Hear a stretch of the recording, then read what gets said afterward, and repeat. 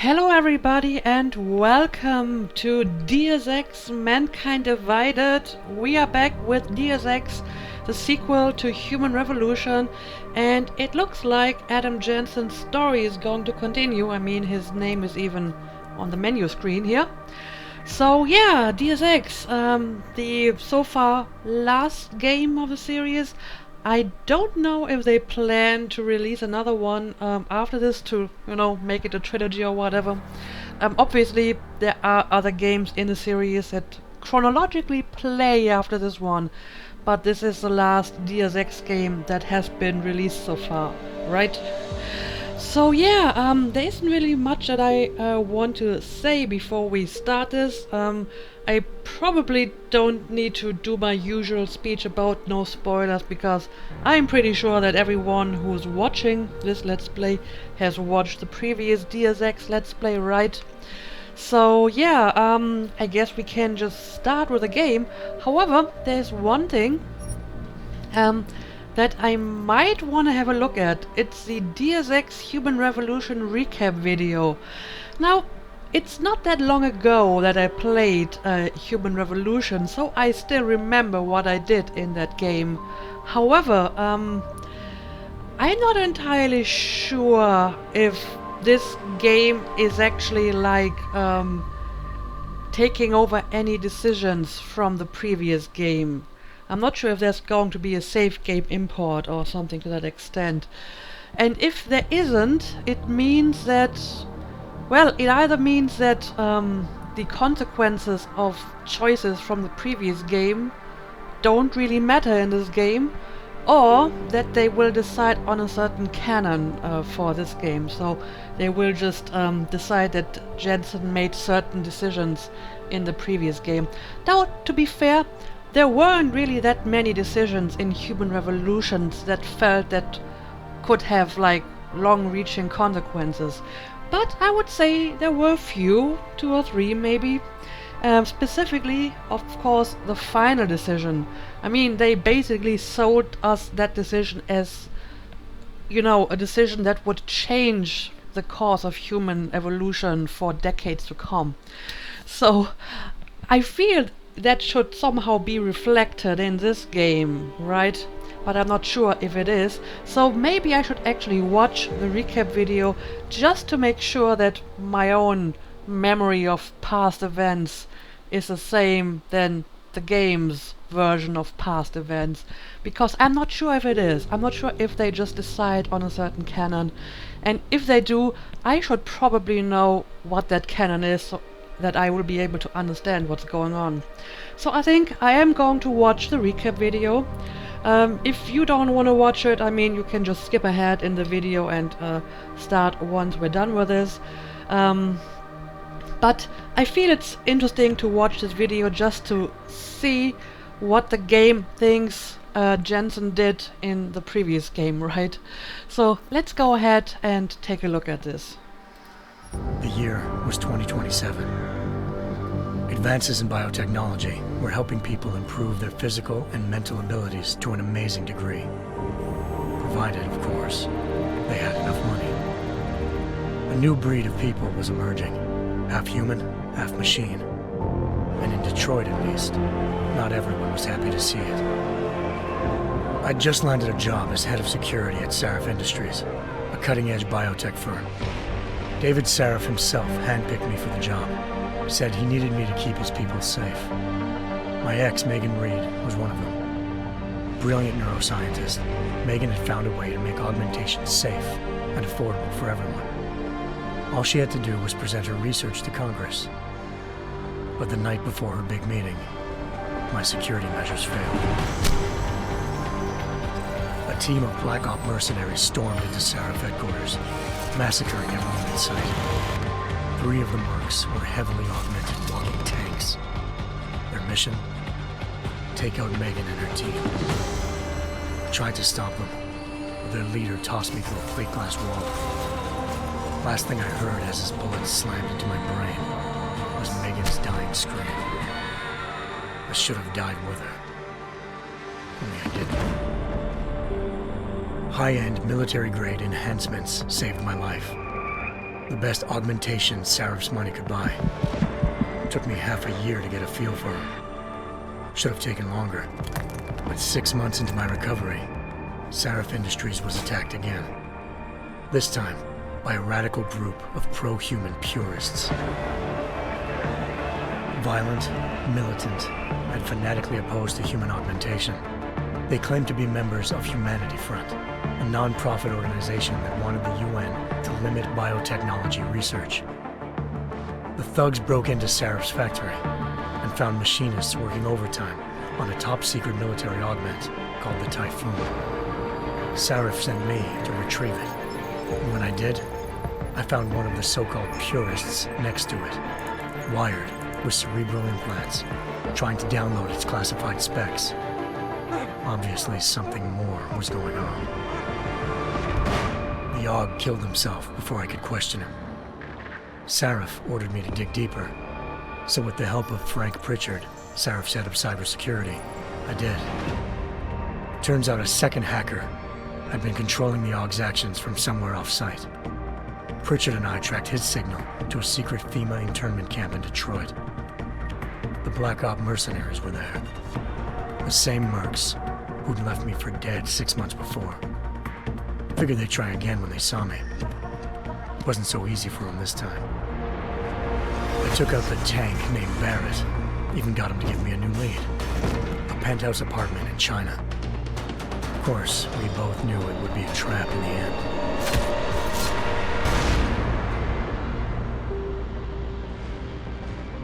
Hengsha Island, China.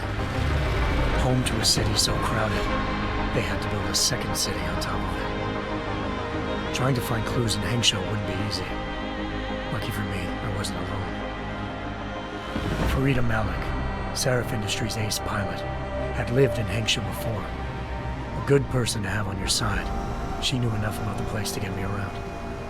Malik dropped me in the lower city, close to the penthouse Barrett had told me about. Bell Tower Associates, a private security firm under contract to the Chinese government, had agents tossing the suite when I arrived. Just not for the reason I'd been expecting. Turns out the man who lived there was a criminal hacker named Van Bruggen. The same hacker who'd been remotely controlling the Aug in Sarif's factory. Van Bruggen's panicked decision to force the man to commit suicide had been a mistake. Now his mercenary partners were gunning for him, and I needed to find him before they did. Locating Van Bruggen meant playing nice with the Triads, Hengsha's organized crime lords. They had the hacker holed up inside a low-rent capsule hotel. By the time I found him, Van Bruggen had no qualms giving up the woman who hired him. Zhao Yunru, president of the Taiyang Medical Corporation. According to Van Bruggen, Zhao wanted to monopolize the augmentation industry and had hired Black Op mercenaries to destabilize her competition. Sarif Industries was at the top of her list. To prove this, I needed to get inside TYM and grab a surveillance hologram off a server. I suspected Van Bruggen was hiding something when he told me this, but nothing could have prepared me for what I saw. Megan wasn't dead. She and her 4 best researchers had been kidnapped, spirited away somewhere while their kidnappers made it look like they were dead. Desperate to learn more, I confronted Zhao in her penthouse. She claimed to be a pawn in a bigger plan, and hinted at a group so powerful it controlled global interests at a whim. Then she slipped into a panic room and hit the alarm, forcing me to make a very quick exit. I figured Zhao was lying, but part of her confession made sense. David Sarif had been worried about his people. So worried, he'd required all of them to have subdermal locator devices surgically implanted. The GPOs would have been broadcasting the day of the attack. But Zhao said a single call to Picus, the world's leader in global 24-hour satellite news, had turned those signals off. I needed to fly to Picus headquarters in Montreal if I wanted to learn more.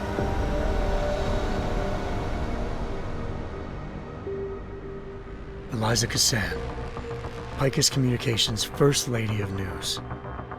Malik thought I was reaching when I told her Eliza was involved in this. The world's most famous news anchor working with a mercenary hit squad. But when I confronted Kassan in her office, she freely admitted to jamming Detroit's satellites the night Megan's team had been taken. Said she's just been following her commands. I suspected she wanted to say more. But Black Op mercenaries showed up looking to shut us both down. And just like that, the Eliza I'd been talking to disappeared. The mercs were led by an augmented killer I'd crossed paths with twice before. Fedorova, a woman who'd made silence her best friend. She waited for me to track Eliza's transmission to a secret server room underneath the Picus complex, then jumped me from behind. A deadly fight ensued. I made sure she never moved silently again. With Fedorova down and no one left to keep Eliza quiet, she reappeared. Turns out Picus's first lady of news wasn't a lady at all. She was a sophisticated AI program, engineered to monitor data streams and control what people believed. Eliza told me the mercs had brought in a Humanity Front doctor named Isaiah Sandoval to remove the scientist's implanted tracking devices while Detroit's satellites were down. She also told me to speak to David Sarif if I wanted to learn more. By the time Malik and I got back to Detroit, tensions between normal and augmented citizens had reached a flashpoint. Riots were breaking out in several cities, and the UN was being urged to intervene. Sarif was trying hard to convince Hugh Darrow, the inventor turned philanthropist who'd once been a leading proponent of enhancement technologies, to help stop a possible regulatory vote. Sarif had a lot riding on Darrow. Megan's discovery would have given millions of people the chance to evolve beyond their normal human abilities, and at the same time catapulted Sarif Industries to the top of the Fortune 500. According to Sarif, Megan's kidnappers knew this, and didn't want people evolving unless they controlled how it was done. He called his enemies Illuminati, and urged me to keep searching. Determined to do so, I tracked down Sandoval via America's most outspoken augmentation opponent, Bill Taggart, Sandoval's boss and founder of Humanity Front. Sandoval admitted to operating on Megan's team when I confronted him, but said he hadn't removed their GPLs. He'd merely switched them to a different frequency. Pritchard was able to trace one of the signals to China. Malik and I immediately took off in pursuit. Unfortunately, the Illuminati were one step ahead.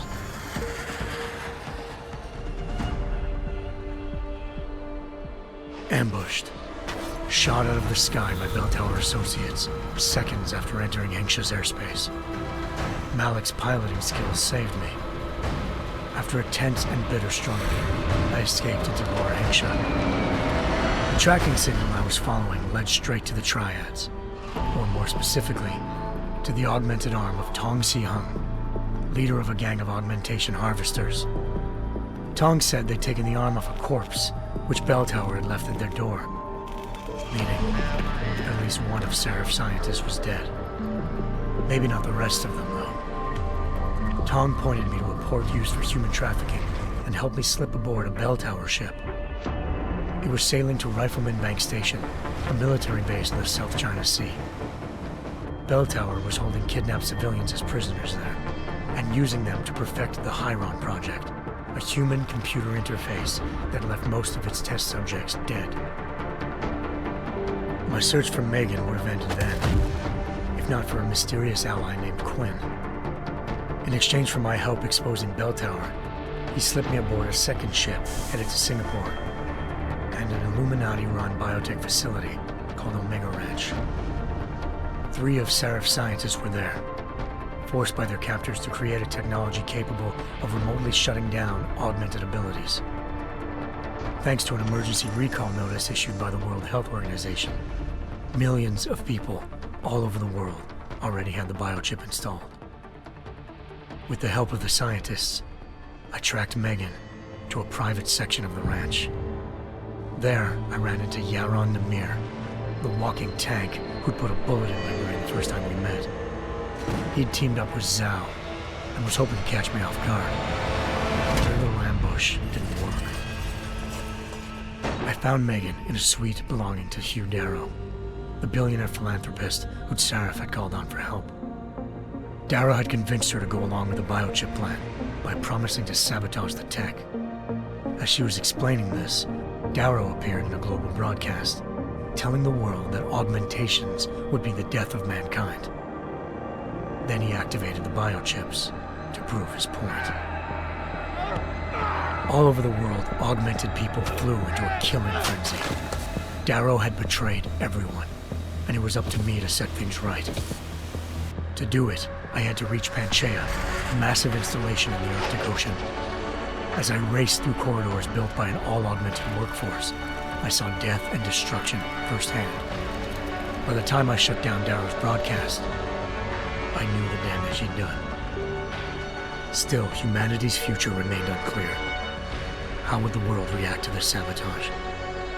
Would people ever regain their faith in augmentations again? What would be the Illuminati's next move? Only time could give us the answers.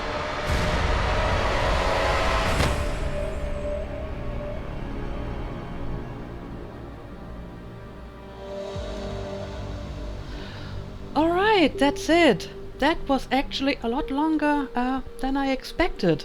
But still, let me say a few words on this video before I start the real game.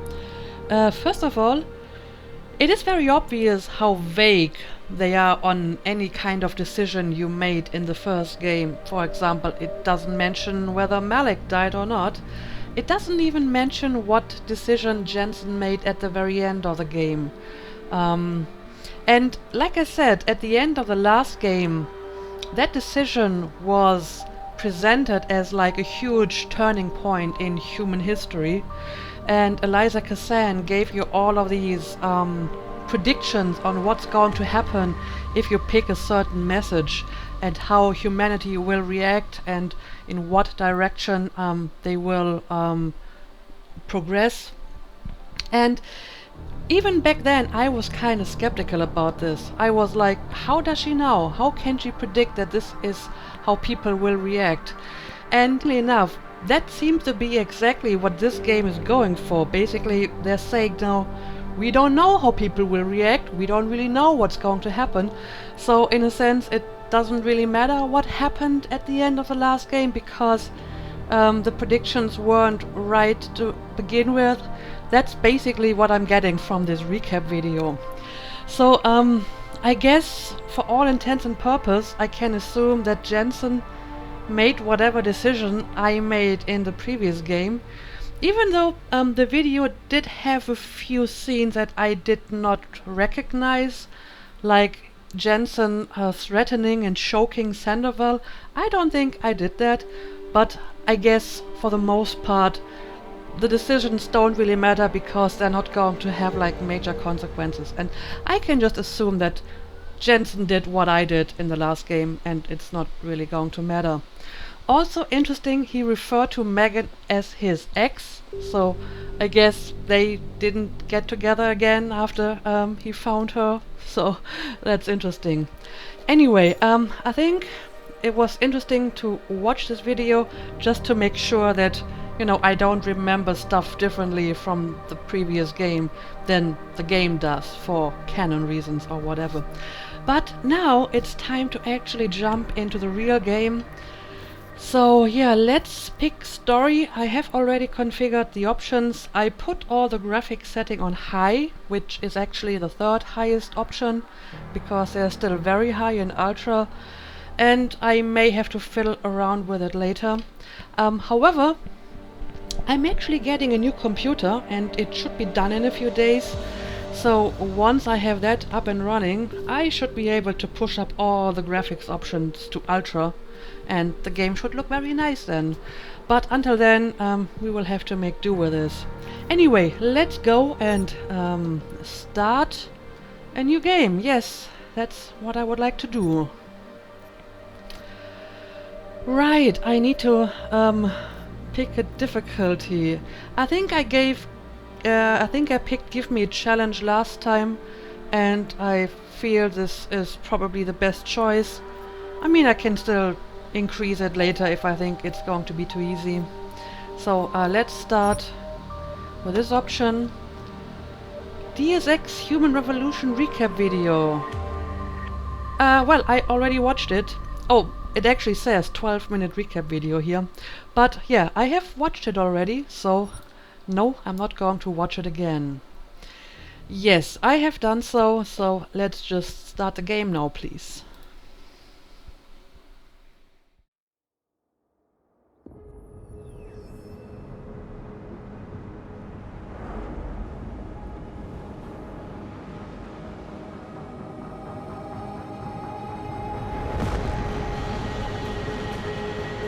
I once thought I could save the world. Now look at it.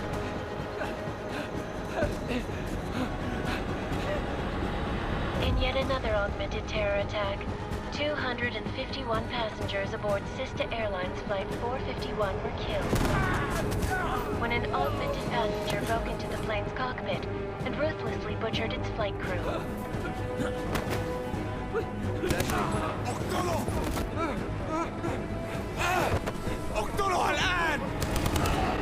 Details recovered from the black box recorder suggest that the man may have been suffering flashbacks to the AUG incident. That horrible day 2 years ago when augmented people all over the world flew into a psychotic killing spree, causing the greatest loss of life in recent history. Sometimes you just have to let go and embrace what you've become. Not gonna go all wonky on us now, Hansa, are ya? Well, if I do, McCready, I guarantee you'll never see it coming. Agent Jensen! Am I gonna have a problem with you? No, sir. No reason to assume you would. Good, because you are the only augmented operative on this team, and I intend to make good use of you. Listen up, all of you. We got a sandstorm barreling down our arse and we can't afford to make mistakes. We're going after this man, an arms dealer named Shepard. He's ex-Bell Tower, one of the Special Forces commanders who disappeared during the incident. And he's come out of hiding. That cannot be good. It's not. He's selling weapons and military-grade augments to terrorists. This is Iran Singh, the undercover agent who lured Shepard out of his hole. Best you see Interpol's got. For 3 years he's worked hard to get him tight with the Jinn, an Iraqi smuggling cartel that's infected the Eastern Hemisphere like a plague. Last week, our arms dealer sent a message to the Jinn, offering to sell them a shitload of black market merchandise dirt cheap. They told Singh to handle the buy. They're not gonna like it when Interpol disrupts their party. Singh's cover really that good? It is right now. We need to keep it that way. This is where the deal's going down. A half-finished high-rise hotel that's been abandoned ever since the incident. It's not a pretty picture inside. Let me guess. Most of the laborers were augmented with heavy-duty industrial rigs. So when the incident hit, and they all went schizo, things got gruesome real fast. And no one, except for some homeless junkies, have been inside the place ever since. So what's the plan, Director? Singh's meeting Shepard on the ground floor, inside the hotel's main atrium. He sent the bulk of his Jinn crew to the penthouse levels to secure a vantage point. I want McCready's team to take up positions overlooking the atrium and make the arrest. Jensen, you're going in solo from the roof. My objectives? Keep the Jinn from joining the party. As far as we can tell, only one route connects the atrium to the penthouse level, a halfway decent elevator shaft. Here. I want you to block access to it. Fine. Just cut me loose. Do you plan on relying solely on your augments for this one? I'd recommend taking a little hardware, just to be sure.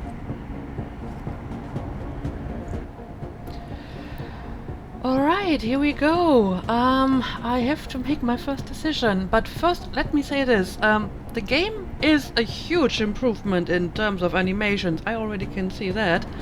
And secondly, apparently Jensen had a change of job because he's working for Interpol now, did I understand this correctly? Okay, so now I have to decide lethal, non-lethal, which probably means that I get a certain set of weapons because that's how it worked the last time. I think I will stick with non-lethal for this game, simply because I feel it's more interesting. I mean, there are enough games where you just shoot everyone in your sight, right? So being sneaky and stealthy and lethal seems like the more interesting approach here. So I guess I will try to stick with that. I think I almost managed to make my last run pacifist. I killed people in the prologue when I didn't know I had the opportunity not to kill them. And I think I accidentally killed a few guys I already knocked out with my Typhoon when I tried to defend Malik. So I had a bit of collateral damage there, which was a pity. But I think other than that, I was pretty much non-lethal in the last game. We've got a UC in there. Might be easier to maintain his cover if he's not the only one still breathing when this is done. Smart thinking. Yeah, but if anything does happen to him, you'll be telling his wife. After you get out of the hospital, of course. And who are you? What about range? There's lots of wide spaces and high ceilings in there, but a number of tight and constrained rooms too. So it's a crapshoot, really. Well, okay. Distance weapon, tranquilizer rifle, or a stun gun. Oh yeah, I like my stun gun. I think I'll go for the stun gun. However, I may want to try some rifle action later in the game. I mean, this is just my starting weapon, right? So I can still try some other weapons later. But for the time being, while I'm still trying to get into the game and the gameplay again, I think I'm going to stick with my familiar stun gun. It served me well in the last game, so let's do it again. Never was one to play the odds. Give me something I can use up close. You got it. One last thing, Jensen. Singh said that Jin are using some sort of portable Wi-Fi device to boost communications. He's got a better chance of maintaining cover if you disable it. I'll keep an eye out for it. But aren't we on the clock here? You said there's a sandstorm moving in. There is, and we got the intel on this mission at the very last minute. So we're scrambling a little. If it comes to it, your number one priority is keeping the Jin out of that atrium. Copy that. Time to put away your happy thoughts, gentlemen. We're approaching the target building. You're up first, Jensen. Let's do this. Alright, let's do this. Task Force action. This is Knife Leader. Engage Hush drives and descend to Angels 1-5.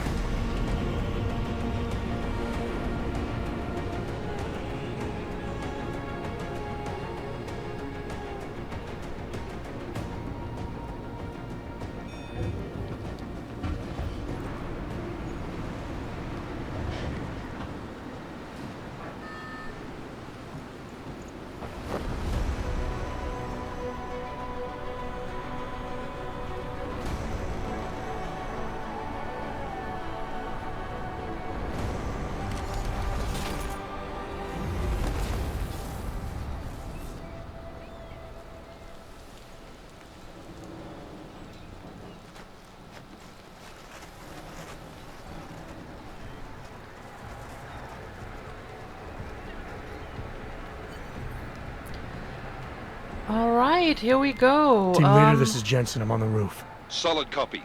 Move into the building. The access route you need to block is at the far end of the penthouses. And keep in mind, the direct route might not be the easiest one. Roger that. McCready will advise once his team is on the ground. Miller out. Okay. I don't really need my weapon at the moment, and apparently H is still holster weapon. Okay, this looks nice. This looks very nice. My frame rates could be doing better though, so give me a moment to fiddle around a little bit with the settings, and maybe I can improve that. Alright, I'm back. FPS are doing a little bit better. I'm still not getting like a full 60 here. However, like I said, this shouldn't be an issue anymore in a few episodes because I will have a shiny new computer. Jensen, we're moving through... Oh, fuck! What's wrong? The Jin have got a few Jennies up and running. Gonna have to hack keypads. Should enjoy it, McCready. They have colors and shapes. Just remember, red means bad. Fuck you. Okay, apparently the other team's already on the move while I'm still idling around here. So let's see. I mean, this all works pretty much like it does in the first game. I can search people for stuff. We got stuff over here, but I can only throw it apparently. Let's see, how do I throw it? Left mouse button. Ah, okay. Nice. I do have a map of some sort. I have weapons, so the stun gun looks very different than before. It looks very, very different, but apparently this is my stun gun, right? Yeah, it is a stun gun, okay. So can I put it like in... Ah, there we go. I can put it into my inventory down here. What is this? A biocell. Smoke grenade, gas grenade, and 20 stun gun ammo. Oh, and I have some typhoon ammo already.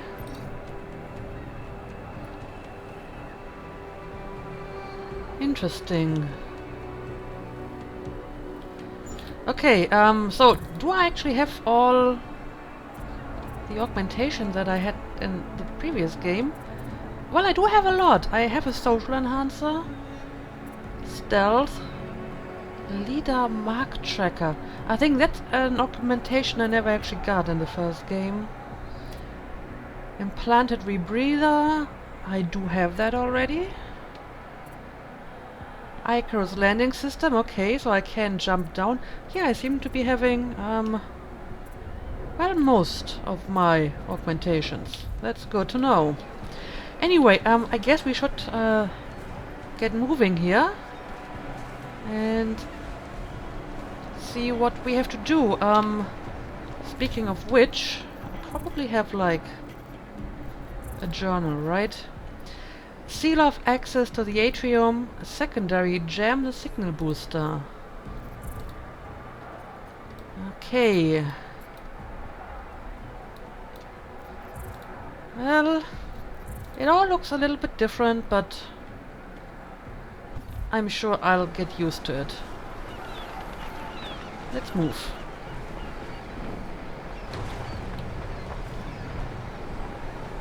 Oh, I can sprint. It's giving me the German names for the keys, which is kind of disorienting. But okay. This guy doesn't have anything interesting. Okay, that's how I sprint. Oh, I can control schemes. Options menu. To change control scheme, access the options menu by pressing escape. From there, select the control scheme you are most comfortable with. I guess this is fine. So do I actually have to go down here? I mean, there isn't really anything else I can go. So let's drop down, and I didn't even need to use my Icarus system for that. Ooh. Okay, I can crouch, but crouch? It's still C though. Apparently there are several key bindings. Okay, we got some stuff in here. Let's have a look. More credits. What is that? A triangle code. Ooh, what does it do? What does it do? Scan. Use a DSX Universe phone app to scan this triangle code. I don't have the DSX Universe phone app. I probably should be getting it, huh? But that's something for a later date. I'm not even sure if it's worth it. So I'm just going to pick that up and maybe I'll do something with it later. Can I open this stuff? Nope. Oh, did the birds just destroy some stuff over there? Okay, this guy has nothing on him. And yes, I'm already crouching. This is just out of habit. You probably don't have to crouch in this particular area, but I'm just used to crouching. Look at this nice sunset, probably. Okay, my quest marker points in this direction, but I would like to look around a bit. What is this? Oh, this is a garbage bin. And I can only grab it, but not open it. Yeah, there's a lot of stuff that I can throw. But, nothing to pick up or open. Okay, we've got another air vent over here. Let's have a look. Ooh, well, that is not very stealthy at all, Jensen. But apparently that's the only way to get in here.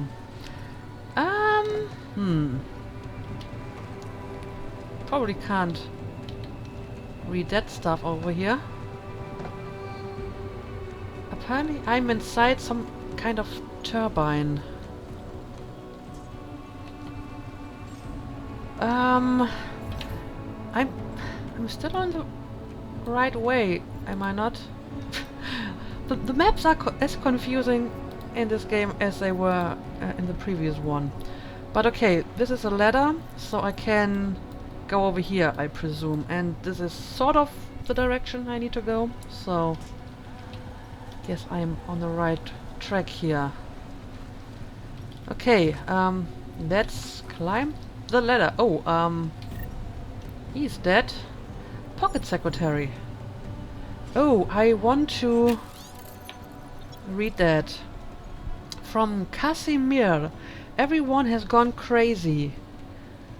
It's actually from Kalim Kuri, probably to Casimir. I was working on the fan system when we lost power, stuck in here, but I think that means they can't get at me. They're killing everyone. They started screaming and attacking anything that moved. Where are you? If you can, make it to the storage area on the roof. It's caged in. You should be safe there. Might even have some medical supplies. Door code is 4801. Be safe, friend. Okay, so all the dead people here died during the augmentation incident. I see. Interestingly enough, even after 2 years, the pocket secretary still has some power. That's good quality. And I got a door code. This might be useful later. Yep, there we go. Got a code. Let's continue. Can I sort of get off here and... Well, there's probably nothing too interesting here. Let's just continue to go up. Alright, lots of seagulls.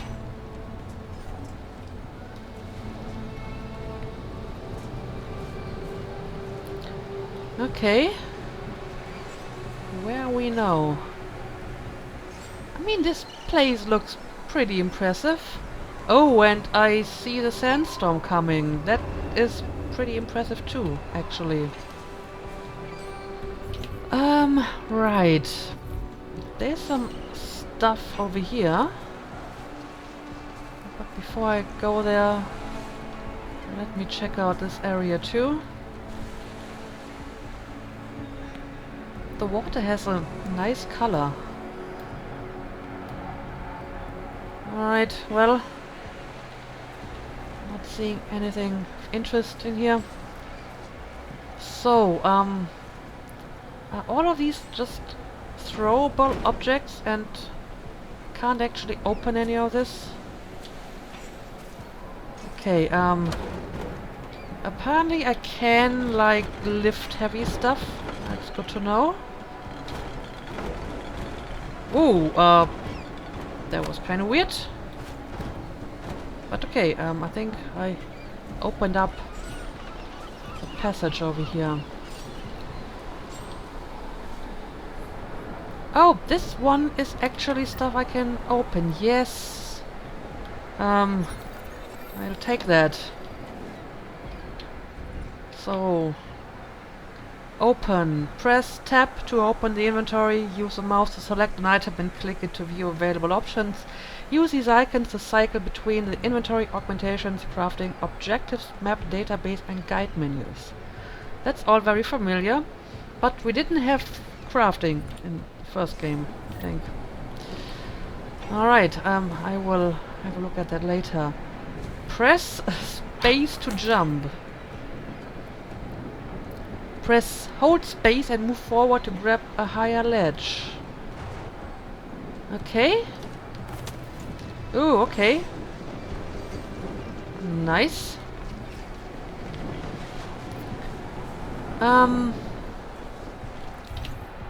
Okay, I'm on the 3rd level now, right? Yes, I'm on the highest level. And I need to go to the 2nd level. So, I need to find a way to go down again. Let's see.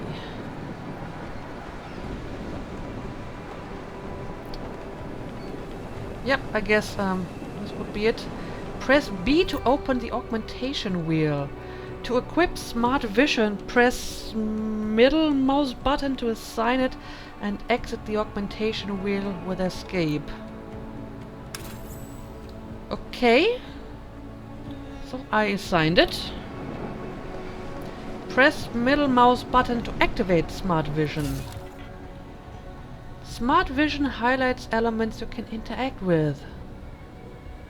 Okay. Well, I see stuff over here. Structural weakness.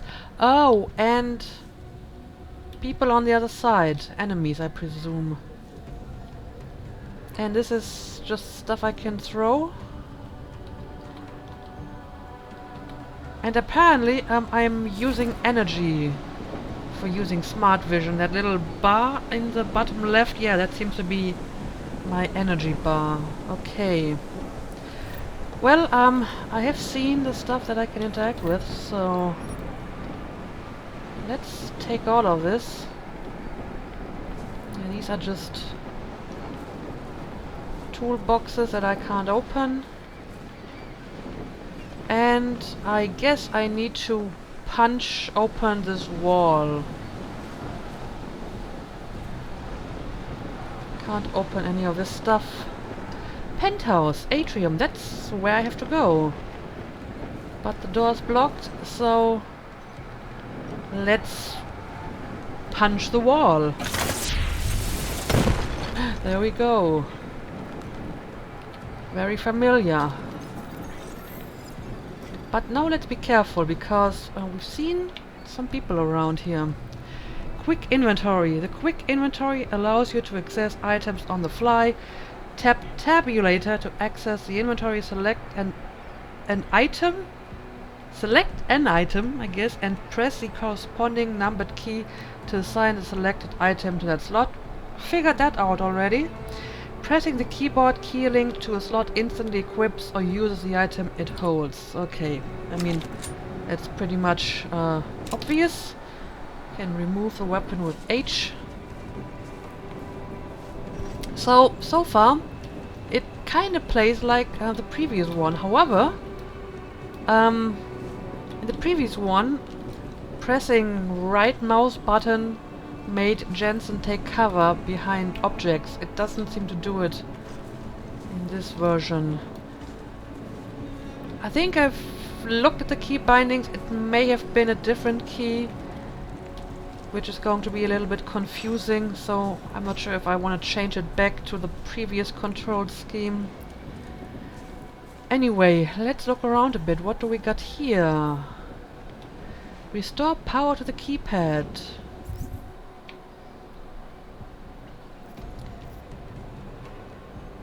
Mission briefing. 6 months ago I started working for Task Force 29, Interpol's newly formed anti-terrorism unit. Okay, so he is working for Interpol. Early this morning a tip from an undercover agent sent me and the team racing to Dubai, where a black market arms deal is going on. Our mission: disrupt the party. Restore power to the keypad. My route through the building has been blocked by electronically operated doors. Problem is there's no power. I need to find a way to restore it so I can use the keypad that opens them. Better search the area. Okay. And right, I have a secondary objective. Jam the signal booster. The Jinn have a SATCOM signal booster set up somewhere in the penthouses. Things got a better chance of maintaining cover if I can find and disable it. Got it. Got it. Okay, but first of all, I need to restore power to this place. Anyway, it seems that this place is relatively safe, so I can probably walk around normally. I don't have to crouch. Whoa! So many crap lying around here. This looks like stuff I can climb. Yes. Can I jump on top of this? I can.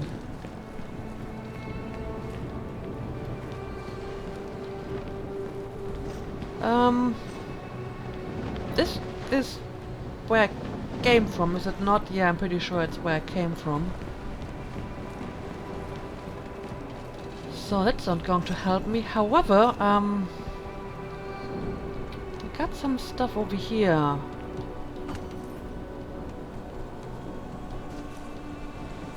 Well, I didn't really need to climb that thing because there's a wide open door over here. Okay, well, this looks like it's what I'm looking for. Breaker. Let's use it. Okay, is it actually that easy? I guess it is. It is that easy. Whoops! But now I have a different problem. Do I have, like, the augmentation to protect me from stuff like that? Where would I look for that? Glass shield cloaking. No, this is the stealth system. These are the legs.